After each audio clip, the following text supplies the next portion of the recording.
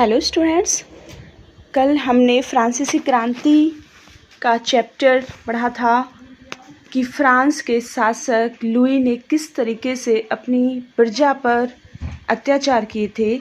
उसने अपनी प्रजा को 3 भागों में बांटा था।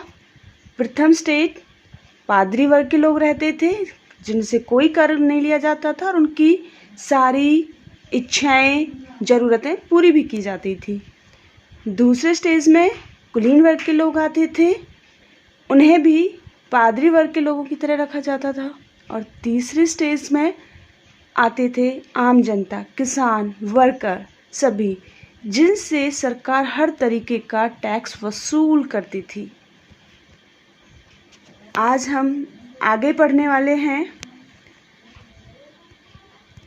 कि फ्रांस की इन सभी स्थितियों को देखकर उसकी जो आर्थिक परिस्थिति रही है वो कैसी है। फ्रांस की आर्थिक स्थिति संकटग्रस्त हो गई थी। राज्य के इस कगार पर पहुंच गया था जो फिजूल खर्ची होती थी, उससे फ्रांस के राज्यों की फिजूल खर्ची और लुई 14 के लगातार युद्धों के कारण शाही कोष सभी खाली हो गए थे। उनकी मृत्यु के बाद लुई 15 ने ऑस्ट्रिया के उत्तराधिकारी युद्ध एवं सप्तवर्षीय युद्ध में भाग लिया, जिससे राज्य कोष पर बोझ और भी बढ़ गया था। इसके बाद लुई 16 में अमेरिका स्वतंत्रता युद्ध में भाग लेकर फ्रांस की आर्थिक दशा को और भी जर्जर बना दिया, मतलब और भी कमज़ोर कर दिया। साम्राज्ञी और उनके परिवार पर राज्य की अत्यधिक राशि खर्च की जाती थी। राजमहल राजकोष के लूटपाट का साधन बना हुआ था। दूसरी तरफ एक प्रणाली असंतोषजनक बनी हुई थी। विशेष अधिकारों के कारण संपन्न वर्ग पर से मुक्त था तथा गरीब किसान, जो आर्थिक दृष्टि से विपन्न था, एकमात्र करदाता ही था वो बस। इस तरह राजकोष की स्थिति अत्यंत शोचनीय हो गई थी। सरकार फ्रांस में आय के अनुसार व्यय करने के बजाय व्यय के अनुसार आय को निश्चित करने लगी थी। राज्य ऋण के बोझ तले दबता जा रहा था। मूलधन की तो बात ही क्या, फ्रांस ब्याज चुकाने में भी समर्थ नहीं था, अर्थात राज्य दिवालियेपन की स्थिति में पहुंच चुका था।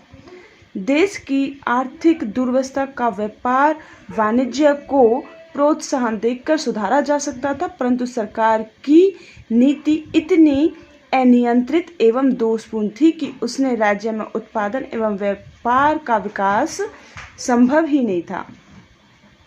लुई 16 ने तुर्गो नेकर जैसे वित्त सलाहकारों के माध्यम से आर्थिक संकट को दूर करने का प्रयास भी किया, लेकिन ये सुधार प्रयास नहीं हो पाए क्योंकि विशेषाधिकार प्राप्त वर्ग ने अपने ऊपर कर लगाने की बात स्वीकार नहीं की।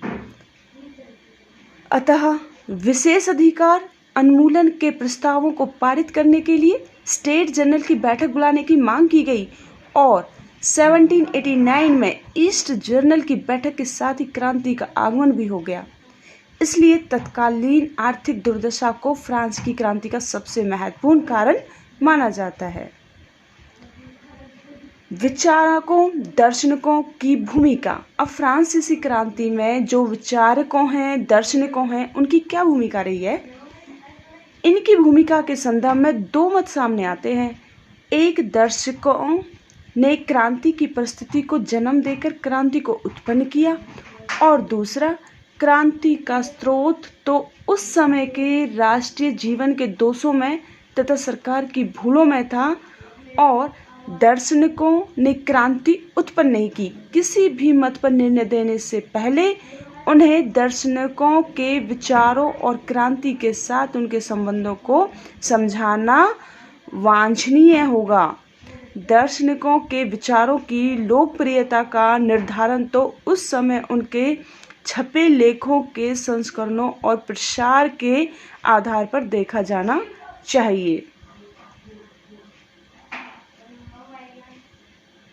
तत्कालीन कारण, इसके जो बहुत जल्दी फ्रांसीसी क्रांति हुई है तो इसके कारण क्या रहे हैं। लुई 16वें के काल तक आते आते फ्रांस की वित्तीय अवस्था ऋणों में डूब चुकी थी। अमेरिकी स्वतंत्रता संग्राम ने फ्रांस के दिवालियेपन पर मुहर लगा दी थी। अतः आर्थिक दुर्वस्था को दूर करने के क्रम में तुर्गो, नेकर, कोलोन जैसे अर्थशास्त्रों की मदद भी ली। कोलोन ने विशेषाधिकार प्राप्त कुलीन वर्ग पर कर लगाने का सुझाव दिया, जिसे कुलीनों ने अस्वीकार कर दिया। अतः स्टेट जनरल की बैठक बुलाई गई और यह बैठक 1789 से 175 वर्ष बाद हो रही थी। स्टेट जनरल की बैठक का समाचार सुनकर सभी वर्ग उत्साहित थे। कुलीनों ने उम्मीद थी कि इस बैठक में वे उन विशेष अधिकारों को प्राप्त कर सकेंगे जो लुई 14 के समय उनसे छीन लिए गए थे। मध्य वर्ग के लोगों का मानना था कि वे अपने पक्ष में प्रगतिशील नीतियों का निर्धारण करवा सकेंगे। किसानों को आशा थी कि वे सामंती विशेषाधिकारों के विरुद्ध आवाज उठाकर अपने अधिकारों को सुरक्षित कर सकेंगे और उनके शोषण चक्र से मुक्त हो जाएंगे। इस तरह फ्रांसीसी राजतंत्र का समर्थन करने के लिए फ्रांसीसी जनसंख्या का कोई महत्वपूर्ण भाग तैयार नहीं था। 20 जून 1789 को राष्ट्रीय सभा ने यह घोषणा की कि हम कभी अलग नहीं होंगे और जब तक संविधान नहीं बन जाता है तब तक हम एक साथ ही रहेंगे। यह एक क्रांतिकारी घटना थी। अतः 27 जून को 16वें तीनों वर्गों के प्रतिनिधियों की संयुक्त बैठक की अनुमति दे देता है और यह जनसाधारण की विजय थी। यह राजा तथा विशेषाधिकारों प्राप्त वर्ग की प्रजा का प्रथम दस्तावेज था। इस प्रकार स्टेट जनरल राष्ट्रीय सभा नेशनल असेंबली बन चुकी थी। उसे राजा की मान्यता मिल गई और वह बैठक वैधानिक हो गई। सभा में 9 जुलाई 1789 को स्वयं को संविधान सभा घोषित करके देश को संविधान का निर्माण करना अपना सर्वप्रमुख लक्ष्य बनाया। इसी समय लुई 16वें ने अर्थ मंत्री नेकर को बर्खास्त कर दिया, जिसे जनता अपना समर्थक मानती थी। इसे क्रांति को कुचलने का प्रयास समझा गया। उसी समय यह खबर फैल गई कि बास्तीन के किले में राजा के शास्त्रों का भंडार जमा करके रखा हुआ है। अतः 14 जुलाई 1789 को पेरिस की भीड़ में बास्तील के किले पर हमला कर दरवाज़ा तोड़ दिया गया और कैदियों को मुक्त कर दिया गया। बास्तील का पतन एक युगांतकारी घटना थी जो निरंकुशता का पतन एवं जनता की विजय का प्रतीक था। वास्तव में यह क्रांति का उद्घोष था और इसलिए फ्रांस में 14 जुलाई को स्वतंत्रता दिवस के रूप में मनाया जाता है। क्रांति के विभिन्न चरण हम यहाँ पे पढ़ते हैं कि क्रांति हमने किस चरण में ली है। स्वतंत्रता, समानता एवं बंधुत्व के नारे का प्रसार, जो हमारी पहली क्रांति का पहला चरण है। फ्रांसीसी क्रांति के प्रेरक शब्द थे स्वतंत्रता, समानता और बंधुत्व। इन तीनों शब्दों ने विश्व की राजनीतिक व्यवस्था के स्वरूप में आमूल परिवर्तन का मार्ग प्रशस्त किया। जिस प्रकार धर्म और संस्कृति के क्षेत्र में सत्यम, शिवम और सुंदरम का महत्व है, उसी प्रकार राज्य व्यवस्था में स्वतंत्रता एवं बंधुत्व का भारत सहित अनेक देशों में भी संविधान में भावना को देखा जाता है। दूसरा चरण है लोकतांत्रिक सिद्धांत का विकास। फ्रांसीसी क्रांति का महत्व इस बात में है कि इसमें लोकतांत्रिक मूल्यों को प्रतिष्ठित किया है। क्रांति में शासन की देवी सिद्धांत का अंत कर लोकप्रिय संप्रभुता के सिद्धांत को मान्यता दी जाती है। मानव अधिकारों की घोषणा ने व्यक्ति की महत्ता को प्रतिपादित किया है और यह सिद्ध किया है कि सार्वभौम सत्ता जनता में निहित है और शासन का अधिकार जनता से आता है। इसका जो थर्ड चरण है, सामंतवाद की समाप्ति। फ्रांसीसी क्रांति ने सामंती व्यवस्था पर चोट कर सामंती विशेषाधिकारों का अंत किया।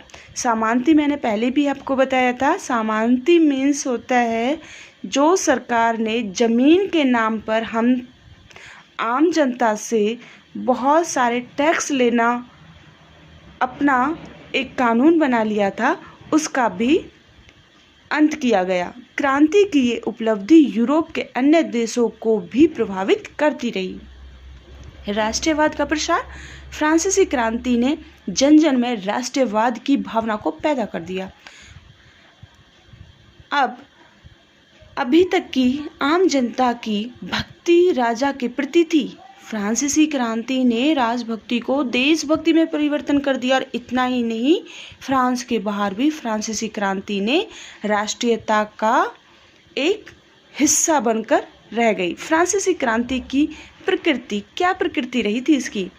फ्रांसीसी क्रांति की प्रकृति को क्रांति के आदर्शों, क्रांति के नेतृत्व और क्रांति की प्रगति, क्रांति के दौरान लाए गए परिवर्तनों और विश्व पर इसके जो प्रभाव पड़े थे, इन्हें हम फ्रांसीसी की प्रकृति कहते हैं।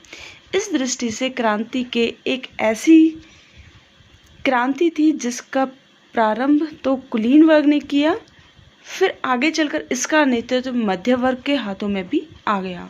कुछ समय के लिए यह क्रांतिकारी तत्वों के प्रभाव में नहीं, अंत में एक सैनिक तानाशाह के साथ ही हुआ है। इस तरह फ्रांसीसी क्रांति उस विशाल नदी की तरह जो उच्च पर्वत शिखर से प्रारंभ होकर मार्ग में अनेक छोटे मोटे पर्वतों को लांघती हुई कभी बहुत तेज गति और कभी मंद गति से प्रभावित होती है, वैसे ही फ्रांसीसी क्रांति की भी प्रकृति रही है। क्रांति का मध्य वर्गीय स्वरूप। अब हम देखते हैं यहाँ पे जो फ्रांसीसी क्रांति थी उसका जो मध्य वर्गीय स्वरूप है वो क्या है। 1789 में हुई फ्रांसीसी क्रांति को एक बुर्जुआ क्रांति के रूप में भी देखा जाता है। क्रांति के प्रथम चरण में नेतृत्व तृतीय स्टेज के बुर्जुआई तत्वों के हाथों में था। मध्य वर्गीय नेतृत्व ने निजी संपत्ति को ध्यान में रखते हुए कुछ सिद्धांत भी बनाए थे और वास्तव में सामंतवाद के अंत की घोषणा तो कर दी गई, किंतु सामंती अधिकारों को यूं ही नहीं छोड़ दिया गया, बल्कि भूमिपतियों की क्षति पूर्ति करने के बाद ही किसान किसी उत्तरदायित्व से मुक्त हो सकते हैं। विश्वव्यापी स्वरूप। जो फ्रांस क्रांति है, फ्रांस इसने किस तरीके से विश्वव्यापी स्वरूप ले लिया था। फ्रांसीसी क्रांति एक विश्वव्यापी चरित्र को लिए हुई थी। क्रांतिकारियों ने 1789 में मनुष्य और नागरिक अधिकारों की घोषणा की, जिसके तहत कहा गया कि जन्म से समान पैदा होने के कारण सभी मनुष्यों को समान अधिकार मिलना चाहिए और यह सभी देशों के लिए, सभी जनता के लिए है, सभी समय के लिए और उदाहरण स्वरूप सारी दुनिया के लिए है। यह घोषणा सिर्फ फ्रांस के लिए नहीं हुई, बल्कि सभी देशों की आम जनता की भलाई के लिए हुआ था, जो स्वतंत्र होना चाहते थे और निरंकुश राजतंत्र और सामंती विशेषाधिकारियों के बोझ से मुक्ति पाना चाहते थे। नेशनल असेंबली द्वारा 1792 में कॉम्पनी नामक अंग्रेज नायक को फ्रांसीसी नागरिक की उपाधि दी गई थी और उसे नेशनल कन्वेंशन का प्रतिनिधि भी चुना गया था। इसी प्रकार क्रांति के दौरान यह विचार आया कि क्रांति को स्थायी और सुदृढ़ रखने के लिए इसे यूरोप के अन्य देशों में भी विस्तारित किया जाए। इसमें एक ऐसे युद्ध की कल्पना की गई जिसमें फ्रांसीसी सेनाएं पड़ोसी देशों में प्रवेश कर वहां के स्थानीय क्रांतिकारियों से मिलकर राजतंत्र को अपदस्थ कर गणतंत्रों की स्थापना करते हैं। फ्रांस की क्रांति मात्र एक राष्ट्रीय घटना नहीं थी, अपितु यह सिद्धांतों, स्वतंत्रता, सामान्यता एवं बंधुत्व के नारों से संपूर्ण यूरोप गूंज रहा था। क्रांति के प्रभाव इतने दूरगामी रहे कि समस्त यूरोप इससे आच्छादित होता रहा और इसी संदर्भ में कहा गया, यदि फ्रांस को जुकाम भी होगा तो छींकें सारे यूरोप को आएगी। सामाजिक क्रांति के रूप में हम पढ़ते हैं कि फ्रांस क्रांति है जो उसने किस तरीके से एक सामाजिक क्रांति का रूप लिया था। फ्रांसीसी क्रांति के मूल में तत्कालीन फ्रांसीसी समाज की दुर्वस्था भी एक महत्वपूर्ण कारक थी। पूरा समाज विशेषाधिकार प्राप्त और अधिकारहीन वर्गों में विभक्त था। किसानों की स्थिति करों के बोझ से खराब थी तो दूसरी तरफ उन्हें सामान्यताओं के अत्याचार और चर्च के हस्तक्षेप से भी शोषण का शिकार होना पड़ता था। इन स्थितियों ने क्रांति को राह दिखाई और क्रांतिकारियों ने इसी असमानता के विरुद्ध आवाज बुलंद की और स्वतंत्रता, समानता और बंधुत्व का नारा दिया। क्रांति के दौरान ही सामंतवाद के अंत की घोषणा हुई और विशेष अधिकारों को भी खत्म किया गया। सामाजिक क्रांति के रूप में हम पढ़ते हैं कि फ्रांसीसी क्रांति किस तरीके से प्रगतिशील रही है। फ्रांस की क्रांति वहाँ के पुरातन व्यवस्था में व्याप्त तमाम विकृतियों, विसंगतियों एवं बुनियादी दोषों के विरुद्ध एक सशक्त प्रतिक्रिया थी। क्रांति ने निरंकुश राजतंत्र, असमानता पर आधारित फ्रांसीसी समाज, विलासितापूर्ण पादरी वर्ग तथा आर्थिक दिवालियेपन के संकट से जूझ रहे थे। कुशासन का अंत एक फ्रांस में प्रजातांत्रिक शासन प्रणाली का मार्ग प्रशस्त किया है और इस दृष्टि से इसे प्रगतिशील क्रांति के रूप में देखा जा रहा है। इतना ही नहीं, मानव अधिकारों की घोषणा, स्वतंत्रता, समानता व बंधुत्व के नारे और राष्ट्रीयता की विचारधारा से समस्त विश्व के नारे तथा राष्ट्रीयता की विचारधारा से समस्त विश्व को अवगत कराया। परिणाम स्वरूप विश्व के कई देशों में राजनीतिक अधिकारों की मांग को लेकर जन आंदोलन होने लगे।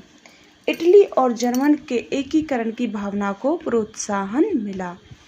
धर्म राजनीति के पृथक्करण का मुद्दा पहली बार इस क्रांति के दौरान उठा। राज्य और राजनीति धर्म से अलग किए गए। आज हम यहीं चैप्टर को फिनिश कर रहे हैं। कल हम इसी में इसका थर्ड पार्ट पढ़ेंगे कि जो ये फ्रांसीसी क्रांति हुई है ये फ्रांस में ही क्यों हुई है और फ्रांस में उदार निरंकुशता की जो परंपराएं हैं उसका अभाव कैसे रहा था। मध्य वर्ग की जागरूकता के बारे में हम कल पढ़ेंगे। राष्ट्रीय भावना का उदय कैसे हुआ था ये भी हम कल पढ़ेंगे। ओके स्टूडेंट्स, इस वीडियो को आप ध्यान से सुनिए और इसके अंदर से खुद कुछ क्वेश्चंस भी बनाइए। Thank you.